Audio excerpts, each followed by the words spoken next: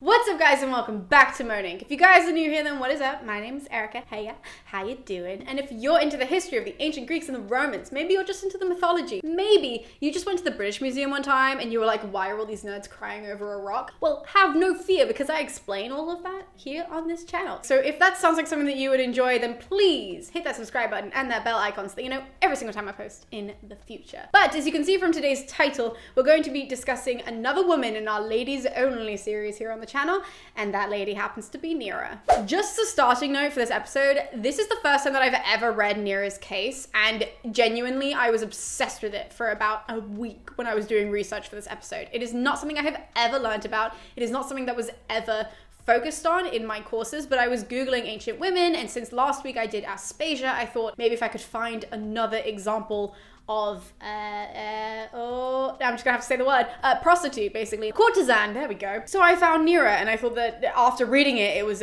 clearly a very important part that I had to include in this whole series, and a very important woman that I felt like I really should include in this series. In saying that though, I will be putting up a trigger warning right now. If you are triggered by sexual abuse, domestic abuse, violence, that sort of thing, stop watching now. Just stop it. Neera's story is very difficult. It's very tough. It is absolutely not for everyone. It is an important one that we need to talk about. It's an important one that we need to discuss, especially because we discussed Aspasia last week, and I feel like the difference of these women, like the treatment in these women, is so prominent that I couldn't ignore it. But if you are triggered by those things, stop. Please don't. It's here now, and if you choose to continue, then just know that you can click and end the video at any time you want to, okay? Just beware as we continue. So let's slide into Neera's story. So Neera's story is a trial, and it was actually written about in Demosthenes. We don't know for certain, though, if Demosthenes actually wrote this trial, if he wrote the speech that Apollodorus gives in trial, because that's basically what Demosthenes did. However, the style does not match his other speeches, and so therefore it's like it's accredited to him, but we don't know, okay? Basically, just take it with a grain of salt. Apollodorus is the one who actually gives the speech in court, though. He's the one that stands up in front of everybody and gives the speech against Neera. But it's not only against Neera. So it's mainly a speech against Stephanus, who's her husband, but Neera is kind of the main focus because Neera was an alien. Alien. What does alien mean? An alien in ancient Greece was somebody who was not Greek. That was literally the time that they gave them. It was a foreigner who came in, and usually these people would need a patron, so they would need somebody to like vouch for them to be there. Kind of like how you get a sponsorship now, right? It's kind of the same thing in a way more like screwed up kind of scenario. But they needed a patron to basically be like, hey, this person is working for me. They might be foreign, but they're working and they're pretty cool, so they can stay. And then the government would just be like, okay, chill, like that's fine. But if you didn't have a patron, you would be like exiled and you would be sent away. So just keep that in mind, right? That aliens, not illegal. But marriage to an alien was completely illegal in ancient Greece. So the fact that Stephanus, who we will figure out throughout this whole story how he plays a role, but he was an Athenian citizen and he married Neera, which was not allowed. And this is also a topic that came up last week with our Aspasia episode, where Pericles couldn't marry Aspasia because she was a foreigner. Same thing for Stephanus. Now the punishment, because I got a lot of questions about punishments and all that kind of jazz last week. So the punishment if somebody did this in ancient Athens was that the Athenian citizen would be charged 1,000 drachma fine, right? Which is a lot of money, okay? That's not just like, oh, 1,000. No. That was a lot of money at that time. So they would charge that much money, and then the person who was a foreigner in this relationship would be sold to slavery. So this was like a pretty big stake. This was a pretty big gamble to take if you just wanted to marry somebody, which is why most people just didn't take the gamble. It was just too big of a risk. So Stephanus is already in trouble for that. Neera is already in trouble for that. So we pretty much know, based off of the fact that they're just married, she's probably going to be sold into slavery after this trial. It's not a good start. Anywho, let's talk about Neera, who she is, how she ended up getting herself into this mess with Stephanus, because this is literally like the most dramatic thing I've ever read in my entire life. Like, it's literally like a reality TV show type court drama. Even hearing the story, even though it is a very tragic story, it's just like one thing after the other goes wrong, and you're just like, what is happening? So who is Neera though? Neera was a prostitute from a very young age. She was born into prostitution, as we're told by Apollodorus in his speech. Apparently when she was super young, she was brought up in Corinth by this lady, and this lady, she like ran a whole like brothel type thing. And Neera, he does highlight, was way too young to be part of this. Even by ancient Athenian standards, far too young to be part of a brothel. In ancient Greek, not just Athens, right? Anywhere in ancient Greece, she was like a baby, basically. And yet this woman was like grooming her to be a prostitute from a very young age. Now, they were based in Corinth, but they used to go to Athens for festival season to get more clientele. That was what I was looking for. They would get more people to invest in, you know, doing the whole dirty deed and all that kind of jazz in Athens during festival season. Then they would go back to Corinth. And through doing this whole sort of, you know, trip cross country, basically, Neera's fame grew massively. She apparently was hooking up with like poets and these super famous actors, and they're also called onto the stand to like confirm this. Like, she was very, very popular. And by the way, prostitution was absolutely not a crime in ancient Greece, okay? No kind of sex work was a crime in ancient Greece whatsoever. So that part is fine. It was just her age that he really highlights throughout the speech of like, even though it's technically not illegal, like, should she really morally have been doing this? But because she grew in popularity, these two guys ended up wanting to buy Neera off of her owner, her little brothel owner, her prostitution mentor, her pimp. So they wanted to buy her off her pimp. And obviously I don't know how you say the last E on that, but either way, Neaera, she ends up agreeing and selling Neera basically into slavery to these two guys. So now she's a sex slave to these two random dudes, who then a couple of years later, obviously they want to get married, and so they have to like sell Neera again. And she ends up panicking because she's like, what's going to happen to me? And she ends up basically contacting this guy who she used to do business with, and he ends up buying her freedom with one condition. He does buy her freedom. She's now a free woman, but he says you absolutely under no circumstance can continue your work in Corinth, which is a very tough situation for her to be in. I mean, it's tough anyways. Think about the trauma that she's just come from of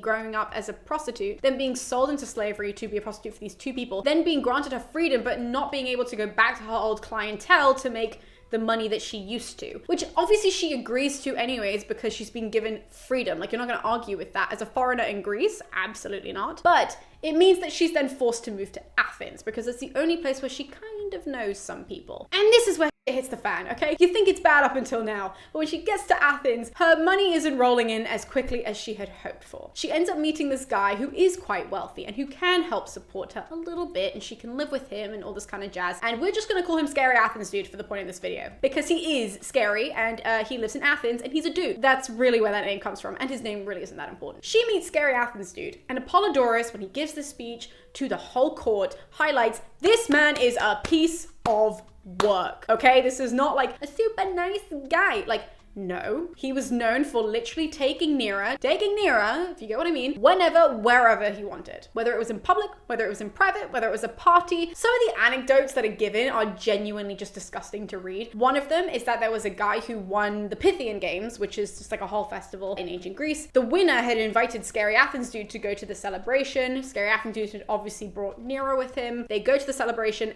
Everybody agrees to get Neera super drunk, and then they pass her round. Like, it's really gross because it's that moment of the speech where they're not necessarily highlighting how bad he is, but they're also trying to highlight the type of woman that Neera was. And you're just like, oh my God, it is just awful. Now, after many instances like this, Neera obviously has just like hit her limit of what she can handle, and she decides to flee Athens. She's just like, screw this, there's not enough money coming in anyways, I need to leave. And actually, when she escapes from Scary Athens Dude, she also takes his two like handmaidens with him. Her even, my English is atrocious, but she leaves with two of the handmaidens, and they go to live in Megara. Now, bear in mind, once again, I'm just gonna show you on a map where Neera started, which is in Corinth. She then goes to Athens, she then goes up to Megara. Now, when she's in Megara, her and the two other handmaidens, right, she now has two more mouths to feed, okay? Two more mouths to feed. She then starts having kids as well, because obviously there's like no actual protection for that kind of stuff in the ancient world. So she has 3 kids, 2 handmaidens,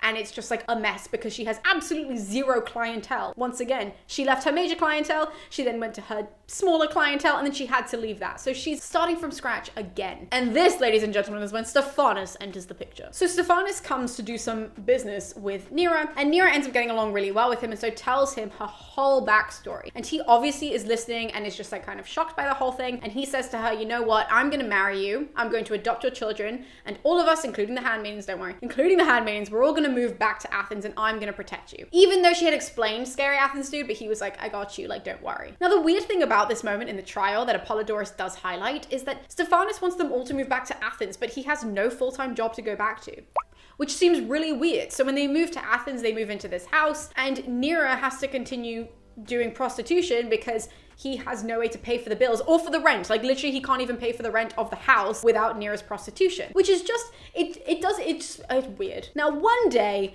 there's a knock at the door, and do you think it's like a client coming in or something that's going to cause some problems? The door opens, and all of a sudden, they see it's scary Athens dude standing on their doorstep because he managed to find Neera. How? I have no clue. But it was genuinely shocking when I was reading the trial. It reminded me of that meme, you know, with Spider-Man when he's like pointing at all of them. It literally reminded me of that when I was like, what is going on? And the best part is that he shows up with witnesses. Best part. I mean, it's still really like gross, but he shows up with witnesses because there's this rule in the ancient world where you needed witnesses for anything. If you were going to kill somebody, right, you had to have witnesses for it. It sounds really weird, but contextually it made sense. So he shows up with all these witnesses because he's accusing Stephanus of stealing Neera from him, and then he's accusing Neera of stealing the maidservants from him. So it's sort of like, it really is like that meme where they're all like, I'm accusing you of this, and I'm accusing you of this, and it's just like a whole mess. And Stephanus then is like, this is definitely a problem, but he still says no. You know, he's still like, well, you can't have Neera back because she's mine now and we're married. Which then obviously, scary Athens dude is like, excuse me, you're married to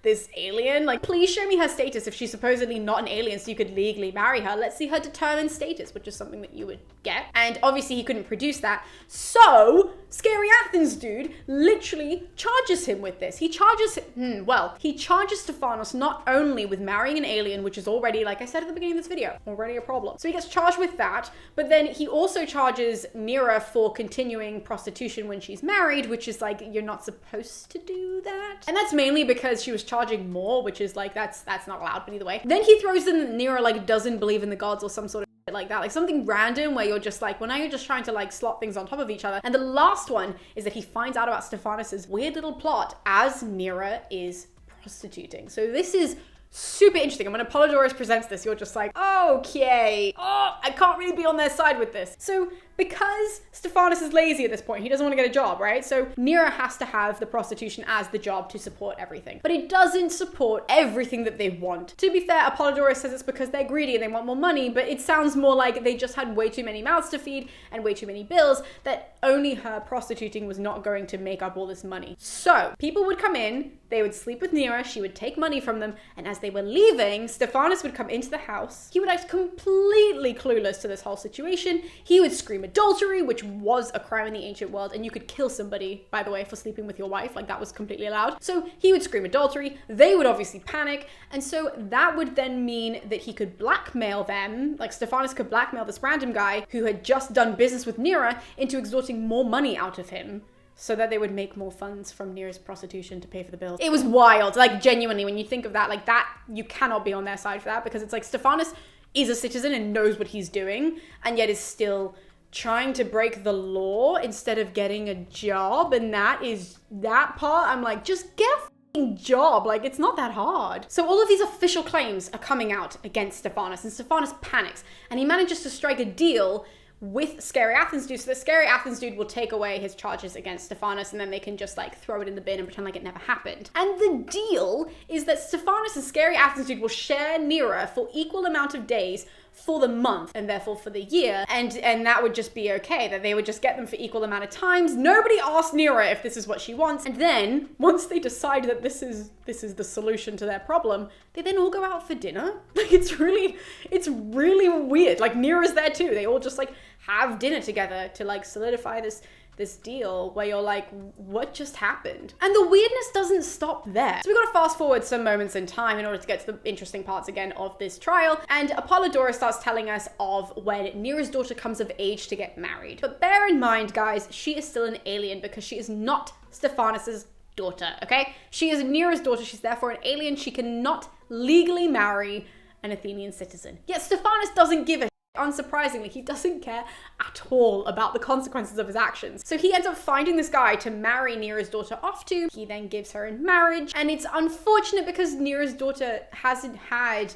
an actual, like person to follow in regards to what a woman and what a wife should do. She's only had her mother to look up to. And so she starts replicating what Neera did, as a wife, which is, obviously prostitution, which is not allowed. That's not legal for a wife to do. And the husband starts realizing this. He starts realizing that something's really off. He starts doing his own digging, and he ends up finding out that she's an alien. He ends up finding out that Neera's her mother, that actually Stephanus is not the girl's father. So naturally, he's pretty annoyed by this, and he gives Neera's daughter back to them from marriage. He's like, I don't want to be married to this woman anymore, because now we have to bear in mind that he's now in a situation which is punishable by the law. Okay, he's married to an alien. He could get fined 1,000 drachma. This is a problem, which he doesn't want to be involved in. So he gives Neera's daughter back, and Stephanus, I don't know why he would do this, like it's mind-boggling, but he decides he's going to charge, like open up a formal court case against this guy by saying, oh, you gave back my daughter in marriage, but you didn't give back her dowry, and so therefore you have to pay the dowry back. Otherwise, we're going to legally make you pay back the dowry plus interest, because it's absolutely not allowed. Which, once again, this is stupid, because obviously the other guy comes back to do a counter charge, and he says, not only is this not your daughter, but she's also an alien. And that, guys, is actually punishable by a different law, which says that if a guy is to give a woman, an alien woman, so basically the idea was to protect, from like pimps giving away these random girls in marriage, that if a guy is to do that, he's punishable by stripping him of his civic rights if he's found guilty. So Stephanus knows he's in basically. Again, it's not surprising. I don't know why he keeps setting himself up for failure like this. But because of the serious allegations that they both have against each other, they just kind of end up like dropping the whole case altogether. And quickly after they drop this case and both of them decide to go their separate ways, that actually the now ex-husband even of Neera's daughter gets really, really ill, like nearly on his deathbed kind of ill. So Neera goes with her daughter to go and visit him, where Apollodorus claims in court that they coerced him into readopting Neera's daughter's child, because in the interim she ended up giving birth to their baby, which obviously he had disowned when he gave back Neera's daughter to Stephanus and to Neera. So he was a bit like, I don't want to have to do anything with that. Even if it's my baby, it's still half alien. Like that can't be my child. So now that he's sick, they end up basically supposedly coercing him into readopting the child whilst he's sick. And Apollodorus, this is just the dumbest part of the entire trial, because Apollodorus is like, clearly if he was in good health, he would have never done this. And Neera is super manipulative. And you can tell this because as soon as he came of good health, he then ended up marrying someone who wasn't an alien. I was like literally reading it just like, what the f***? Like that's your argument?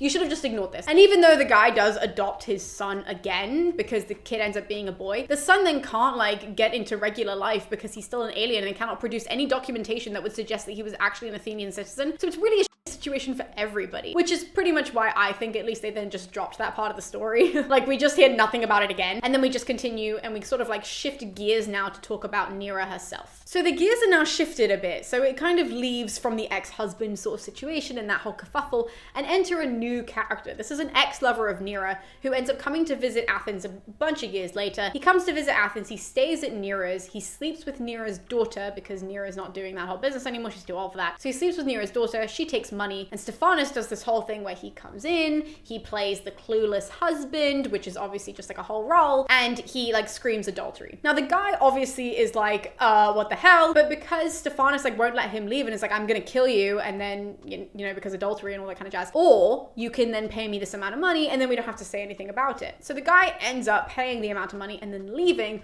but then he ends up charging Stephanus with unlawful imprisonment. And what that means basically is in the ancient world, because you could kill somebody who was an adulterer with your wife or whatever, there was just a law in place to make sure that people weren't just killing everybody like left, right, and center. So he opens up this case which says that it's unlawful imprisonment under the law of adultery. Now just a little note here, which I just think is kind of funny about this law, is that actually if you are found that you did end up committing adultery and you're still, trying to charge this guy with unlawful imprisonment and all this kind of jazz, turns out you're basically chatting shit, then the guy who you committed adultery towards, he's allowed to basically beat you to a pulp in the courtroom, but no knives were allowed. That is specifically written into the law, and I just think it's such a funny little note. It's just like, what? Why did you include this? But anyways, that has nothing to do with Neera. Back to the court case though, that actually Stephanus realizes that he's in massive trouble if this guy goes forward with the whole charge, and so he manages to convince this guy that if he ends up paying the equivalent of a dowry to Stephanus, that whenever he comes back to Athens, he can have access to Neera's daughter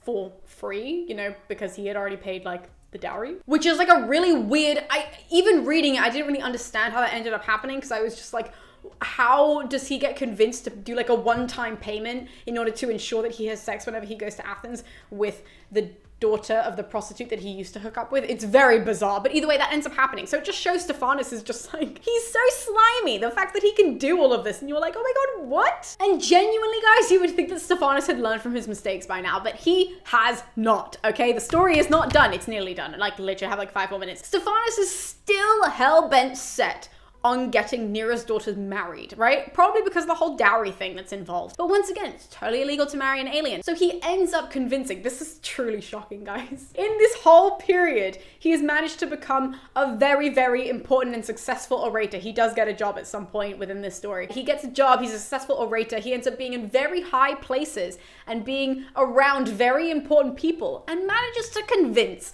the King Archon at the time to marry Neera's daughter, which blew my mind when I read that I was like, how manipulative a person do you have to be in order to convince the most powerful man in Athens, one of the most powerful men in Athens, to marry your, not even your daughter, your wife's daughter, who's an alien, who you've already got in trouble for doing this exact thing with, and yet you're gonna do it again. And so she ends up marrying the King Arthur, who's this guy called Theogenes, and this is, guys, this is crazy, because if you're going to be married to such a powerful man in Athens, it means you have to take part in festivals, right? You have to be part of the religious ceremony. An example of that is that these women would be given to Dionysus as like a wife, like an honorary wife in a religious festival, in this religious festival. So that was, you know, like one of the processions, one of the religious rites that you had to do as a woman in this position. That's totally illegal that she's a foreign woman and she's doing it. It's totally against the law. And now Stephanus has managed to get not only himself but Neera's daughter into this predicament where both of them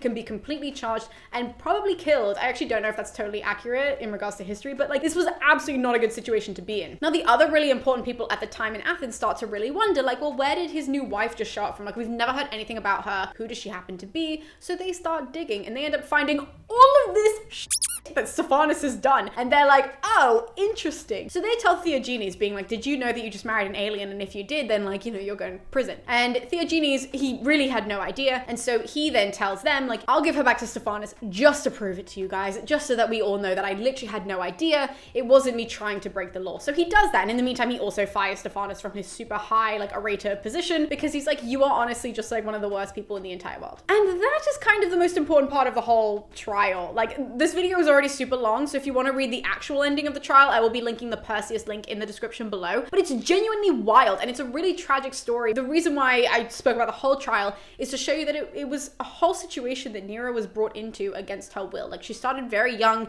as a prostitute. She ends up growing up in prostitution. She ends up finding literally the worst men ever who only encourage her to continue her job. Stephanus, who is literally putting her in harm's way every chance he gets. And not only is he putting Neera then in harm's way, he then starts putting Neera's daughter in harm's way, as if it just means absolutely nothing to him. It's such a tragic case, and I thought it was really important to include because we discussed Aspasia last week, who got completely different treatment from people. And even though, yes, Polydorus, who gave the speech, he says the whole time, Stephanus is the one to blame. He's like, this man is so guilty. He knew all the laws in Athens. This girl, she was a foreigner. She was an alien. You know, that's who she was. She's also at fault because she allowed it to happen. It's unfortunate. Like, I don't think anybody nowadays would agree that she was at fault with what happened to her. But in ancient times, she was deemed as still being at fault. And yet Stephanus is literally just like this awful mastermind man. It's just, oh man, it's a really tough court case to read, but I definitely advise that you do. And I think it's important. It's very important to highlight somebody else's tragic story and to highlight Neera's tragic story and how she was ended up putting on trial for something that she was born into and something that, you know, she couldn't really avoid with her background. So thank you guys so much for tuning in. If you want all the details about everything, you can head over to our website, www.moninc.co.uk. I have way more information about Neera and about the trial itself and just the ending part of the trial as well, because I think that's super important. But once again, time constraints. So thank you guys so much for tuning in, and we'll be seeing you next time with more ladies here on the channel. So we'll see you then.